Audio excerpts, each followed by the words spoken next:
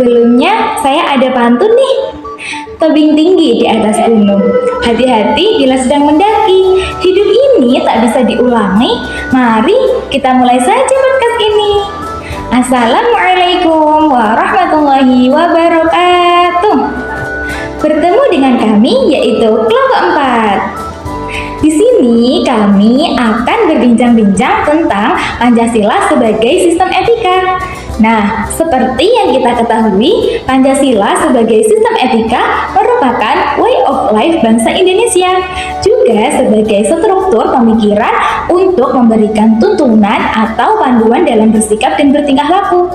Pancasila sebagai sistem etika ditujukan untuk mengembangkan moralitas dalam setiap diri individu, agar memiliki sikap spiritualitas dalam kehidupan bermasyarakat, berbangsa, dan bernegara.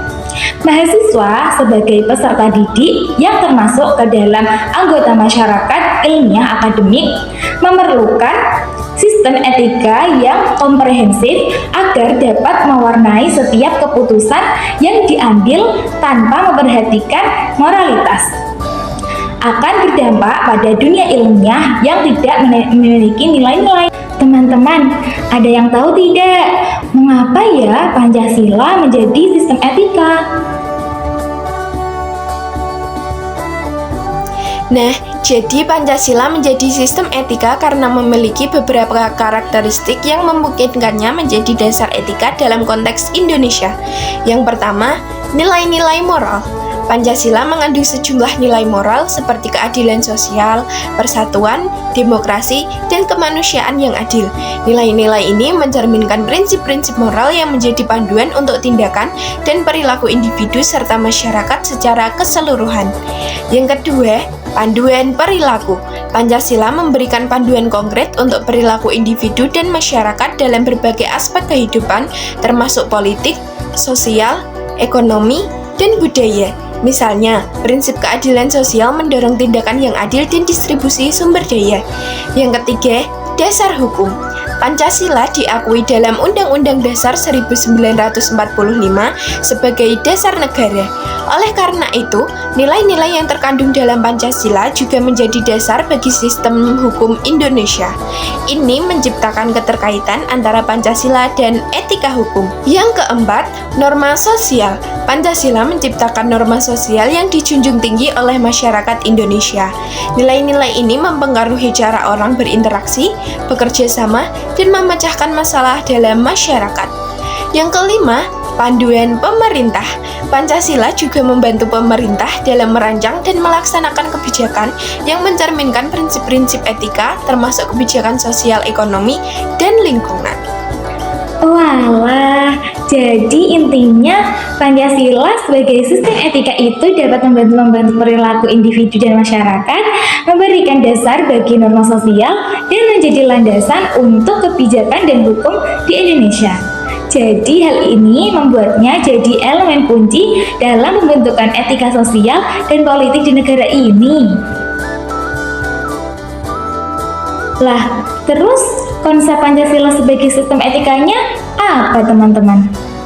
Sebelum memahami konsep Pancasila sebagai sistem etika, kita harus mengetahui dulu apa itu Pancasila. Pancasila adalah dasar negara Indonesia dan ideologi bangsa yang terdiri dari 5 prinsip atau sila. Pancasila dapat dipahami sebagai sistem etika karena di dalamnya terkandung nilai-nilai moral yang menjadi acuan kehidupan berbangsa dan bernegara. Konsep Pancasila sebagai sistem etika merupakan cabang filsafat yang diturunkan dari sila-sila Pancasila untuk mengatur tingkah laku dalam bermasyarakat, berbangsa, dan bernegara. Pancasila sebagai sistem etika dimaksudkan untuk mengembangkan dimensi moralitas dalam diri setiap individu sehingga memiliki kemampuan untuk menampilkan spiritualitas dalam kehidupan bermasyarakat, berbangsa, dan bernegara. Implementasi Pancasila sebagai sistem etika merupakan sebuah kepercayaan yang harus dimiliki oleh seorang mahasiswa dalam kehidupannya. Dengan begitu, mahasiswa dapat mengembangkan karakter Pancasila melalui berbagai sikap positif seperti kejujuran, kedisiplinan, bertanggung jawab, dan kemandirian. Hal ini kemudian dapat menjadikan mahasiswa sebagai insan akademis yang bermoral Pancasila dan berkontribusi langsung dalam kehidupan berbangsa dan bernegara sebagai perwujudan sikap warga negara yang bertanggung jawab. Oke, berarti konsepnya itu Pancasila sebagai sistem etika dimaksudkan untuk mengembangkan dimensi moralitas dalam diri setiap individu sehingga memiliki kemampuan untuk menampilkan spiritualitas dalam kehidupan bermasyarakat, berbangsa, dan bernegara. Nah, tadi kan konsepnya udah dibahas. Terus, kalau masalah urgensi Pancasila sebagai sistem etika, itu bagaimana? Nah, kalau masalah urgensi Pancasila sebagai sistem etika itu ada 3, yaitu yang pertama, meningkatkan pemahaman dan pengalaman Pancasila.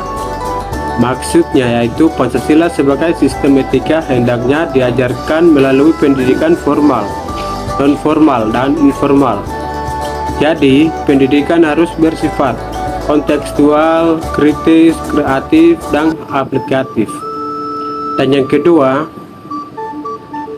menyelaraskan kebijakan publik dengan nilai-nilai Pancasila.